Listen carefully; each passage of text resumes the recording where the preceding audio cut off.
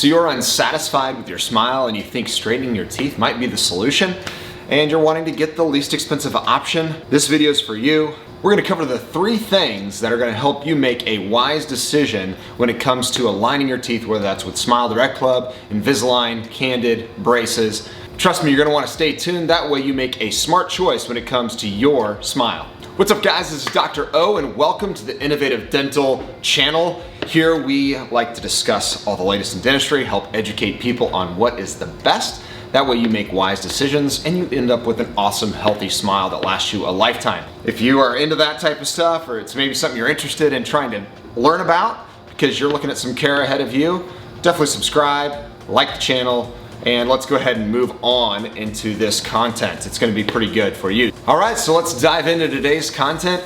I've got 3 things you're gonna wanna do prior to doing any sort of alignment, whether that's Smile Direct Club, Invisalign, Candid, braces.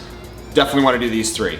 Number 1, you want to make sure that you go to a dentist that can make certain you don't have any tooth decay. So regardless of the fact that you don't have any symptoms, there's no pain, that doesn't mean that you don't have any decay. And that really concerns me because if you were to do Invisalign or braces, especially braces maybe for 2 years, 2.5 years, you might find that the decay you have could be pretty bad. Those treatments that you can maybe order through the mail, that's a pretty big concern. You want to make sure that you are healthy prior to aligning teeth and that you have no tooth decay. It can be very costly. You might be saving some money on the alignment, you think, but it could cost you a fortune on fixing teeth that get much worse while you're in treatment. So first thing, make sure you get a good diagnosis, good x-rays, good intraoral photos. Go to a dentist who can help you make certain that you don't have any decay prior to aligning your teeth. It's not just cavities either. It can be undiagnosed infections that don't hurt, abscesses, gum disease, periodontal disease. There are gonna be a lot of things that can really be wreaking havoc on your teeth and on your smile, on the bone and tissue around your teeth. You wanna make sure you're really healthy. Number 2, you may be doing alignment to get the smile of your dreams. And if you're doing this and you have peg laterals, which are small teeth, you have chipped and worn teeth, you maybe have some misshapen teeth or poorly sized teeth, all of these things, or let's just say a bite is really bad, you want to make sure all of those things are considered prior to aligning your teeth. That way it can be part of the plan.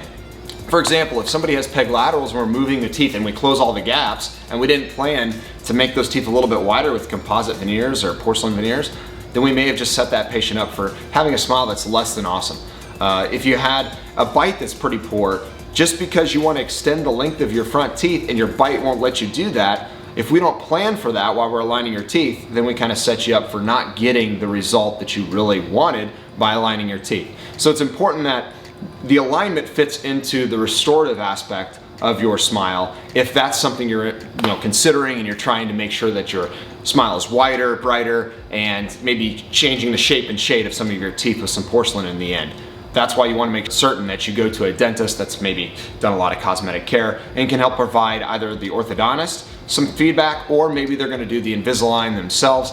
That way you get a result that is awesome and you get the smile of your dreams. All right, and the third one is a big one because we see this all the time. I see it with orthodontic care, so braces done prior to kind of restoring a smile and fixing the bite, and it's missing teeth. So address missing teeth. That doesn't mean you put an implant in or do a bridge prior to treatment. It means it's part of the plan as you are aligning teeth. If you align teeth and don't consider where the roots might be below the gums and the bone, then you would maybe not have the consideration for enough space to place the implant. It's a real common one, and it's a real bummer for parents when their kid has been in braces or in Invisalign for years, and then they come in and want an implant in the spot that they've been waiting to create the space for because of a missing tooth. Maybe it's congenitally missing and the roots are like this.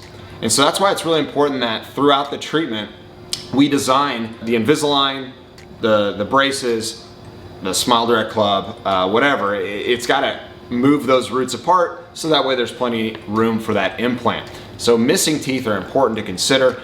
Even if it's a bridge, it would be an important thing to make sure that spacing is correct. It allows us to restore the missing tooth. So there you have it. I hope those 3 tips are going to be helpful for anybody considering Smile Direct Club, Invisalign, braces, Candid.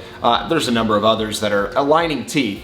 Like I said, not really getting into which one's best. You can obviously ask in the comment section below. Maybe some questions that might be pertaining to how I can help people make a better decision when it comes to aligning their teeth with which options might be best suited for your long-term health. But hopefully you've learned that you got to make sure that the decay, the gum infections, the overall health of the mouth is addressed prior to aligning teeth. That would be really critical. Saves you tons of money and problems down the road. The second one is you definitely want to make sure that you've addressed any sort of misshapen teeth, shade, bite considerations for the cosmetic results. So what the smile is going to look like in the end, so you can have the smile of your dreams, because that's what a lot of people are aligning their teeth for, is they're wanting to make the smile look better, and they may need some porcelain to do that in the end, and that needs to be considered in the alignment process. And then lastly, if you're missing some teeth and you want to straighten teeth out, make certain that there's a plan for those missing teeth, whether it's implants or bridge work.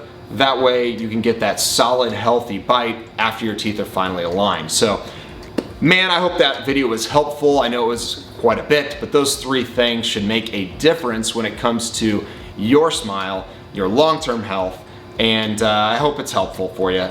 Maybe it's just common sense, but I think it's something that can be easily ignored, and people get excited. They're like, I just want to straighten the teeth out, and they forget these things, and I've seen it enough that I think it's a good thing to encourage people to do, is to address those concerns. So, awesome. If you found this useful, hey, give it a thumbs up, like the channel, subscribe to the channel. If you would, that would be awesome. And I look forward to seeing you guys in the next video. Put in the comments section if you have some topics that you would like me to address in the near future. But until then, you have an awesome day. Keep smiling. It looks good on you.